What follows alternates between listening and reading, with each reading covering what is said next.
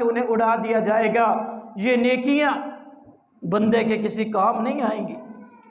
دوسرا جو گناہ ہے وہ ہے بغض، نفرت، ایک دوسرے کے ساتھ غصہ، کینہ۔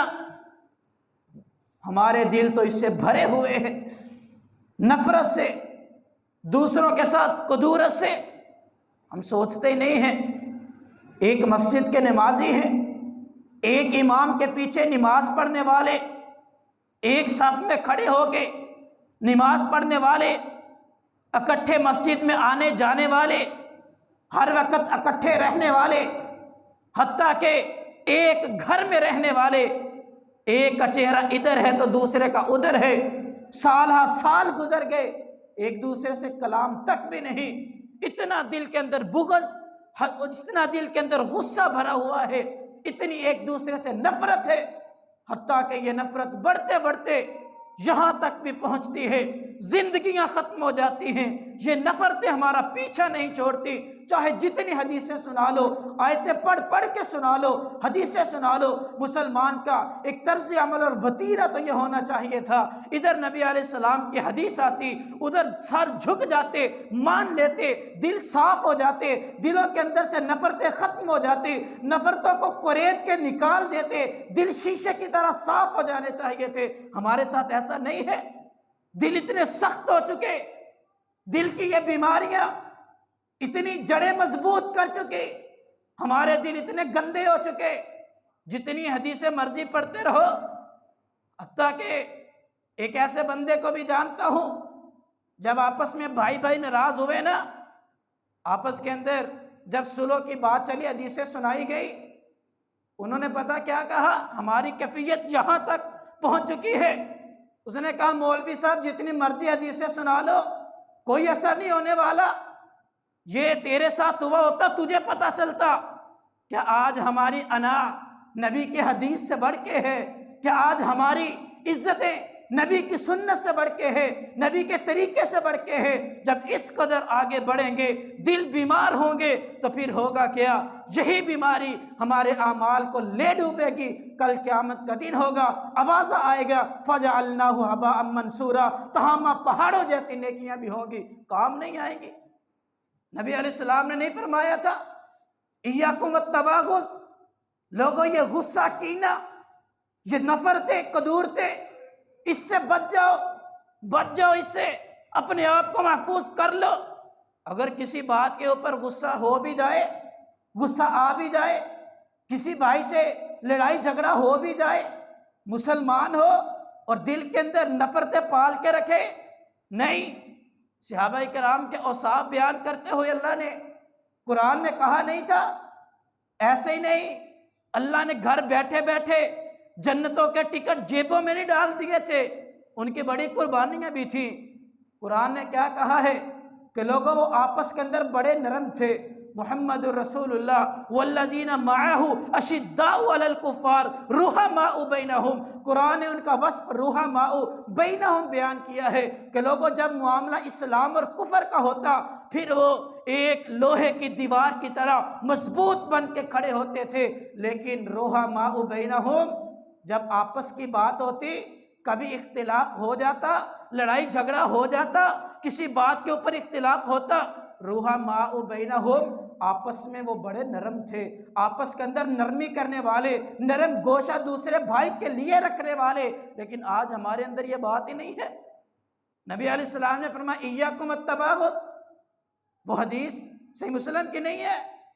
نبی علیہ السلام نے فرمایا ہفتے میں 2 دن، سوموار اور جمعرات کو اعمال کو اللہ کی طرف لے جایا جاتا ہے۔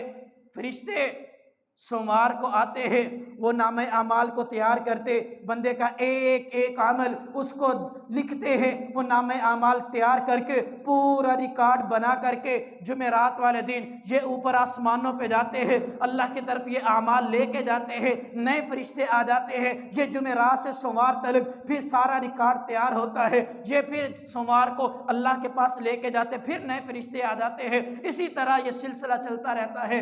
نبی علیہ السلام نے فرمایا ان میں ایک وہ بندہ بھی ہوتا ہے کہ جو دو مسلمان بھائی آپس میں ناراض ہوں، دو مسلمان بھائی آپس میں لڑائی جھگڑا کیا ہو، آپس میں غصے ہوئے ہو، آپس میں صلح نہیں کی، سوموار سے لے کر جمعرات تک اس نے تلاوتیں بھی کی، قرآن پڑھا، نمازیں بھی پڑھی، تہجدیں پڑھی، صدقہ و خیرات کیا، سارے اعمال کیے، جب یہ فرشتے لے کے جانے لگتے ہیں نا اللہ کے پاس اعمال پیش کرنے کے لیے، حکم ہوتا ہے اس کے اعمال کے لیے آسمانوں کے دروازے نہ کھولے جائیں، اس وقت تک اس کے اعمال کو معلق کر دیا جائے، حتیٰ یستعلیھا، جب تک یہ صلح نہیں کر لیتے۔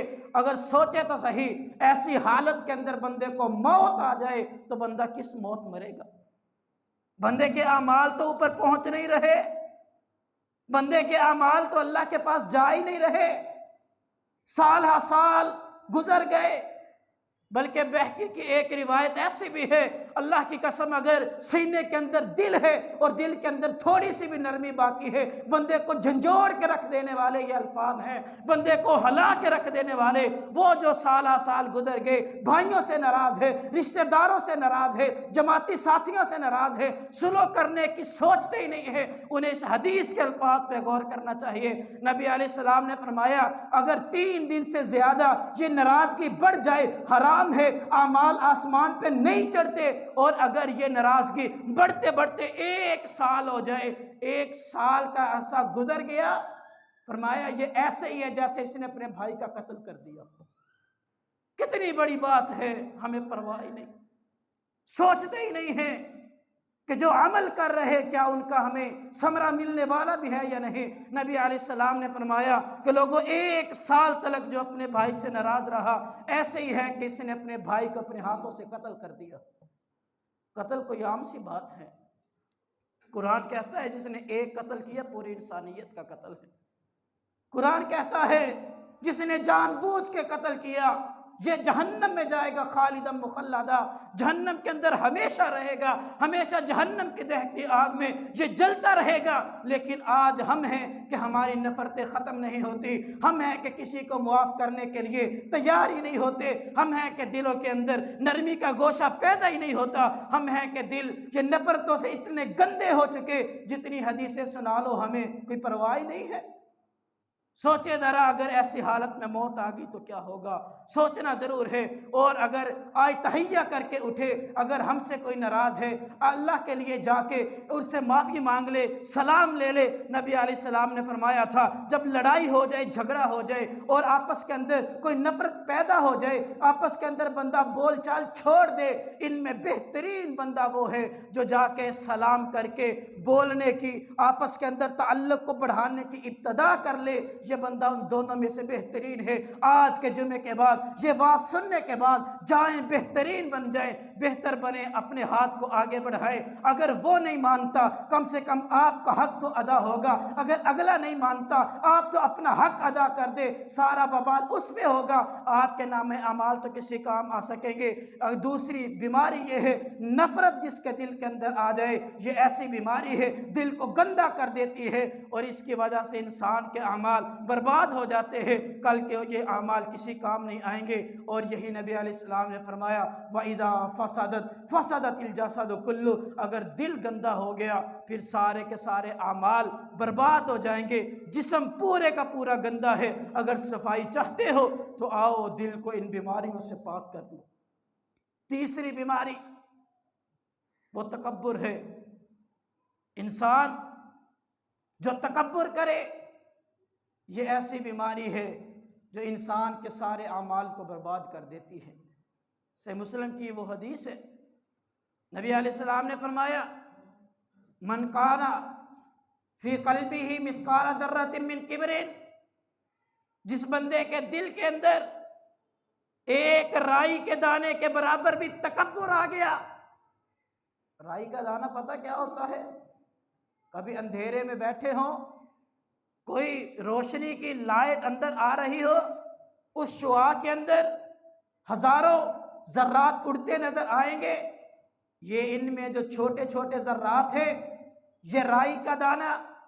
نبی علیہ السلام نے فرمایا جس کے دل میں اتنا بھی تکبر آ گیا، اس بندے کے اعمال کو اللہ برباد کر دیتے ہیں، اعمال ختم ہو جاتے ہیں۔ کیوں؟ اللہ فرماتے ہیں حدیث قدسی ہے کہ تکبر تو میری چادر ہے، میرا بندہ مجھ سے میری چادر چھینتا ہے۔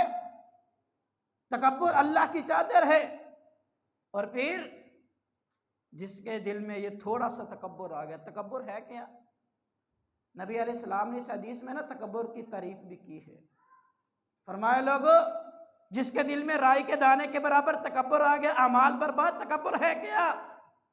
فرمایا الکبر بطر الحق، حق بات معلوم ہو جائے بندہ اس کو جھٹلا دے۔ پتہ ہے دن میں 5 نمازیں فرض ہے، نہیں پڑھنی۔ پتہ ہے یہ کام میرے ذمے فرض ہے، نہیں پڑھنا۔ کیوں نہیں پڑھنا؟ بس کر لو جو کرنا ہے، کیا ہو جائے گا؟ ہٹ درمی ہے، ضد ہے، یہی تکبر ہے۔ فرمایا الکبر بطر الحق، لوگوں جان بوجھ کے حق بات کو چھوڑ دینا، یہ تکبر ہے۔ آج آپ دیکھ لیں کتنے ایسے بندے ہیں، آپ کتنے پیار سے، کتنی محبت سے، جتنا مرضی کہتے رہیں حاجی صاحب، نمازی صاحب، یہ حدیث ہے، یہ قرآن کی آیت ہے، آپ کا یہ عمل اس حدیث کے خلاف ہے، سند اس کی صحیح ہے، نبی کا فرمان ہے، قرآن کی آیت ہے، آپ اس کو اپنے عمل کو صحیح کر لے۔ ایک ہی جواب ملتا ہے، اپنی دلیلیں اپنے پاس سے رکھو، ہمیں سمجھانے سے پہلے آئے ہو اتنے بڑے، ہمیں سمجھاتے ہو، نہیں مانتے، جہاں پہ لگے ہیں، سر پھینک کے لگے ہوئے ہیں، کوئی اپنے آپ کو بدلنے کی کوشش بھی نہیں کرتا اور بدلنا چاہتے بھی نہیں ہیں۔ نبی علیہ السلام نے فرمایا لوگوں یہی تکبر ہے، یہی بندے کو مار دیتا ہے، یہی تکبر ہے۔ اگر دل کے اندر تھوڑا سا بھی آ گیا نا، اللہ سارے اعمال کو برباد کر کے رکھ دیتے ہیں، نہیں مانتے۔ اور دوسرا فرمایا وغمت الناس، لوگوں کو حقیر سمجھنا، حق بات کو جھٹلانا، لوگوں کو حقیر سمجھنا۔ فلاں بندے کی ہمت میرے مقابلے میں آئے، میرے ساتھ آ کے بیٹھے، میں اس کے ساتھ مصافحہ کروں، اس کی اتنی اوقات ہے وہ میرے ساتھ یہ کرے۔ اللہ کی مخلوق کو حقیر، کوئی غریب ہے، یتیم ہے، مسکین ہے، کسی کا لباس اچھا نہیں، کوئی مزدور ہے، ہو ہی نہیں سکتا میں اس کے ساتھ بیٹھوں، میں اپنی ناک کٹوا لوں۔ کبھی سوچا نہیں ہے اگر اس کی جگہ اللہ تجھے دے دیتا؟ یہ تو فضل اللہ یؤتیہ من یشاء، اللہ کا فضل ہے، جس کے اوپر جتنا چاہے کر دے۔ بندہ نہیں سمجھتا، یہ اس کے بس میں ہوتا تو وہ ایسا ہوتا۔ یہ تو تقدیر کے معاملے جو اللہ نے لکھ دیے، کسی کے بس میں اللہ نے رکھا ہی نہیں ہے۔ پھر بھی انسان اللہ کی مخلوق سے وغمت الناس، انہیں حقیر سمجھے۔ نبی علیہ السلام نے فرمایا یہ تکبر ہے، اور جس کے دل میں رائی کے دانے کے برابر آ گیا، جس کا دل تکبر سے گندا ہو گیا، اللہ سارے اعمال برباد کر دیں گے۔ یہ ہے، ان کاموں سے انسان کے دل گندے ہوتے ہیں، اور پھر دل سخت سے سخت ہوتے چلے جاتے ہیں، اور اللہ کے عذابوں میں سے ایک عذاب دل کا سخت ہونا بھی ہے۔ آج ہمارے ہوئے نہیں ہیں، ایسے نہیں محسوس ہوتا کبھی رات کی تنہائی میں، پچھلی رات اٹھ کے تنہائی کے اندر بیٹھ کے اللہ کو یاد کر کے، یقین مانیے اگر اپنی ہی تخیل میں کھو کے ذرا تھوڑا سا گریبان میں جا کے بندہ سوچے نا، پھر بندے کو سمجھ آتی ہے کہ میں کہاں کہاں پہ غلط ہوں۔ کوئی بتاتا رہے نا، بندہ کہتا پتہ ہے جتنا یہ مومن ہے، طرح طرح کے وسوسات، شیطان خیال اور وسوسات ذہن میں، دل میں ڈالتا ہے کہ انسان کو اگلے کی بات سمجھ ہی نہیں آتی، یہ بندہ اگلے کو ویسے بے وقوف سمجھتا ہے۔ خیر، دوسری بات یہ ہے کہ یہ بیماریاں تو ہیں، ان کا حل کیا ہے؟ ان سے چھٹکارا کیسے مل سکتا ہے؟ انسان ان سے کیسے بچ سکتا ہے؟ تو آئیں، ان کا سب سے پہلا جو حل ہے وہ یہ ہے کہ اللہ کا ذکر کیا جائے۔ جتنا بندہ اللہ کا ذکر کرے گا، ان بیماریوں سے دل صاف ہوتے چلے جائیں گے، کیونکہ نبی علیہ السلام نے فرمایا تھا الشیطان جاسم علی قلب ابن آدم واذا ذکر خنس واذا غفل وسوس، کہ لوگوں شیطان جو ہے اس نے جاسم علی قلب ابن آدم، وہ آدم کے بیٹے کے دل میں اس کو جکڑ کے بیٹھا ہے، گھر کر کے بیٹھا ہے۔ وَإِذَا ذَكَرَ خَنَسَ، جب بندہ اللہ کا ذکر کرتا ہے نا شیطان بھاگ جاتا ہے، اور جب ذکر سے غافل ہو جائے فرمایا فَوَسْوَسَ، تو یہ انسان کے دلوں میں وسوسات ڈالتا ہے۔ نبی علیہ السلام نے اس کی بڑی پیاری مثال دی ہے کہ لوگوں جو ذکر کرنے والا یہ ایسے ہی ہے کہ ایک بندے کے پیچھے دشمن لگے نا، وہ بھاگ کے قلعے کے اندر داخل ہو کے دروازہ بند کر لے اور یہ اپنے آپ کو دشمنوں سے محفوظ کر لیتا ہے۔ جو اللہ کا ذکر کرتا ہے یہ شیطان سے اپنے آپ کو ایسے محفوظ کر لیتا ہے۔ پہلا عمل اللہ کا ذکر کرے، اللہ کے ذکر کی وجہ سے ان بیماریوں سے اللہ نجات دے گا۔ اگر کسی کے اندر حسد جیسی بیماری ہے اللہ نجات دے گا، نفرتیں دل میں بھری ہے اللہ انہیں الفت اور محبت کے اندر بدل دے گا، اگر تکبر ہے اللہ اس سے نجات دے دے گا، عاجزی دل کے اندر پیدا ہوگی، ذکر سے بندے کے دل میں عاجزی آتی ہے۔ اور دوسرا کام جو ہے وہ ہے تلاوت قرآن۔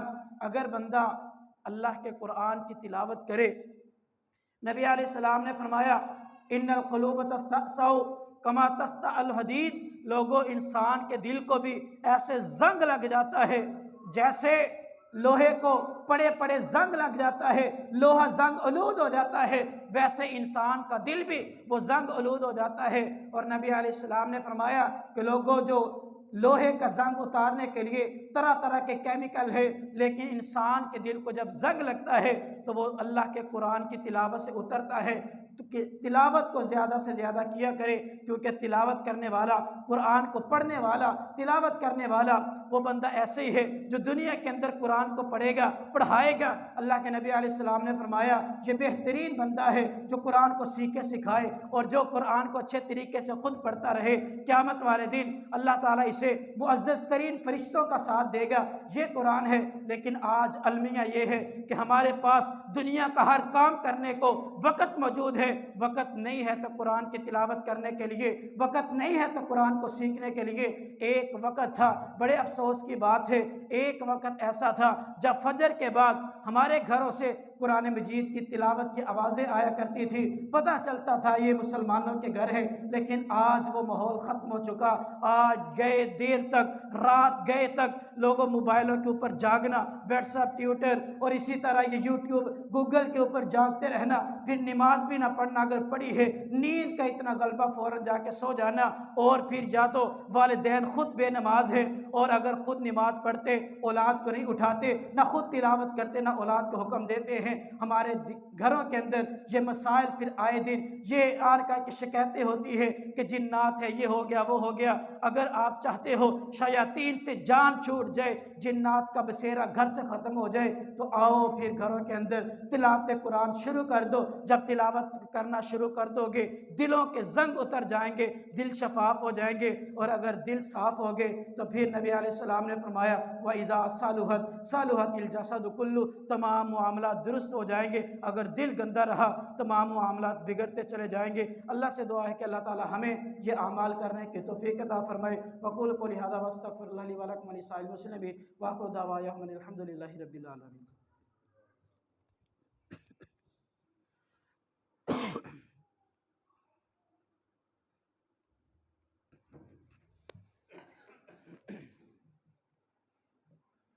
إن الحمد لله نحمده ونستعينه ونستغفره ونعوذ بالله من شرور أنفسنا ومن سيئات أعمالنا، من يهده الله فلا مضل له ومن يضلل فلا هادي له، أشهد أن لا إله إلا الله وحده لا شريك له، وأشهد أن محمدا عبده ورسوله۔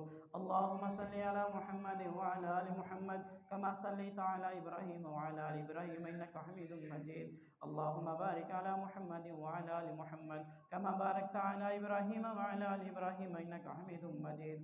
ربنا آتنا في الدنيا حسنة وفي الآخرة حسنة وقنا عذاب النار۔ ربنا ظلمنا أنفسنا وإن لم تغفر لنا وترحمنا لنكونن من الخاسرين۔ حضرات ایک دو اعلان ہیں وہ سماعت کر لیں۔ ایک تو یہ ہے کہ آپ جان دوسرا یہ ادارہ آپ کے سامنے